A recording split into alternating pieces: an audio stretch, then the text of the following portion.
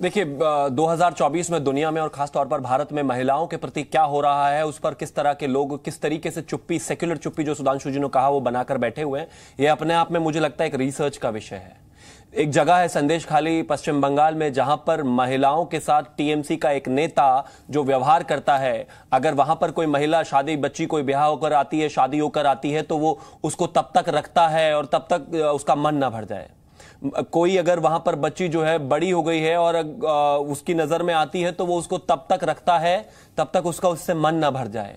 वो महिलाओं को, बच्चियों को उनके घर से उठाकर ले जाता है। वो महिलाओं को और बच्चियों को उनके पति के सामने उनका बलात्कार करता है। वो महिलाओं को के साथ वो सब व्यवहार करता है जो मुझे लगता है कि शायद मुगलों के जमाने में भी ना हुआ हो।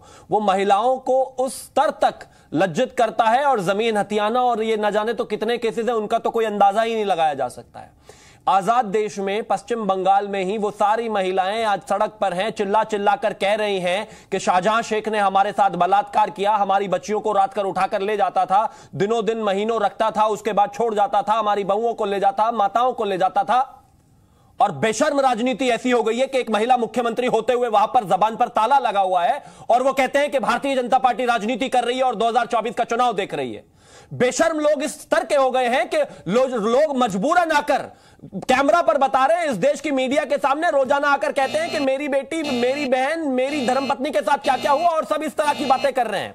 कायर लोग इस स्तर पर हो गए हैं राहुल गांधी लेवल के कि जो हाथरस में जाकर चीख चिल्ला रहे थे, आज हजारों महिलाएं सड़क पर खड़ी होकर, कैमरा पर खड़ी होकर अपनी इज्जत को बिल्कुल दांव पर लगाकर बिना डरे आकर कह रही हैं और यहां पर ये लोग बैठे हुए इस तरह की बकवास कर रहे हैं।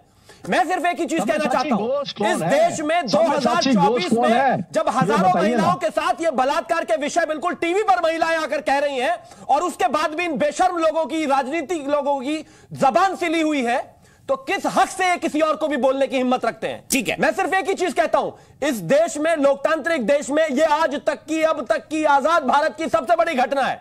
और उससे भी बड़ी बेशर्मी यह है कि 135 साल पुरानी पार्टी का युवराज और वहां की महिला मुख्यमंत्री और पूरा इंडिया अलायंस जबान को ऐसे सिले बैठा है जैसे ये हिंदुस्तान में हुआ ही नहीं। ठीक है, ठीक है, इससे ज्यादा जवाब देते हैं। प्लीज दोनों अपने अपने समय का ध्यान रखें। 90 सेकंड का स्वयं पुरोहित जी, मेरा सीधा सवाल, मुख्यमंत्री जी विधानसभा में बोलती हैं और कहती हैं कि ये मुंह ढक के क्यों आ रही है? अरे आपको पता है जो जिसके ऊपर भी शारीरिक उत्पीड़न हुआ है उन लोगों का चेहरा टीवी पे नहीं दिखाया जाता। स्वयं पुरोहित जी, इतना तो जानकारी आपको भी होनी चाहिए।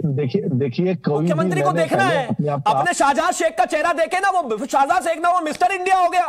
पूरे देश में उसके खिलाफ प्रदर्शन हो रहे हैं, पूरे देश का मीडिया उसको ढूंढ रहा है। संदेशखाली की एक एक बेटी आकर सड़क पर बयान दे रही है और वो गायब हो गया।